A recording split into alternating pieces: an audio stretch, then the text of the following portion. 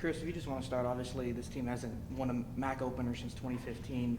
Just what is the mindset and the not the camaraderie, but just the feeling in the locker room, knowing that you guys are entering week 2 1-0 as opposed to 0-1? We just have a locked-in, focused mindset, taking things one week at a time.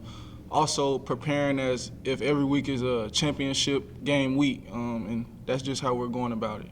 So. Yeah, and Coach mentioned obviously you guys haven't played in many big MAC games, at least as of recently. For you guys to be preparing, basically for first place in the MAC East, how do you take that into consideration this week? So from my understanding, this is also like a rivalry game for us as well. Like I know Toledo is the main rivalry, but we're going into this game as a rivalry opponent as well. So we just gonna go in there and get the job done. Defensively, you guys continue. Obviously, the D line is obviously still getting home. I know Carl's obviously up in his mark on the sack record books, but you guys continue to force turnovers. Obviously, the offense capitalized, putting up 17. I know you guys had pick 6 as well. Just how is this defensive unit continuing to grow each week, knowing that you guys have been able to get stops? We're just making sure that we stay on top of our communication and everybody's homed in on their assignment and just doing their job. Everybody does their individual piece to the puzzle, and that's how we just stay on top of things. What did you see from the team Saturday in the fight that was shown out there in order to find a way to come out with a W on Saturday? So we just went into it as like if we you may repeat that one more time. Yeah, the fight that you saw from the team in order to find a way to win that game on Saturday. What did you see from them? So we've been in these positions before. Of course, from EKU, winning over 7 overtimes. Marshall, we went into overtime. So it was just one of those type of games again. We just knew that we had to keep fighting, and that's what we continue to do.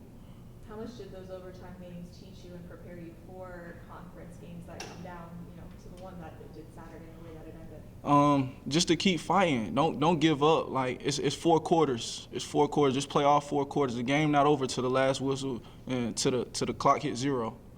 Chris, I did want to ask about Buffalo. Obviously, they're 2-0 in MAC play so far. Kind of what have you seen? Like, I know it's early in the week, but what have you seen as opposed to how you guys are going to go up against their offense?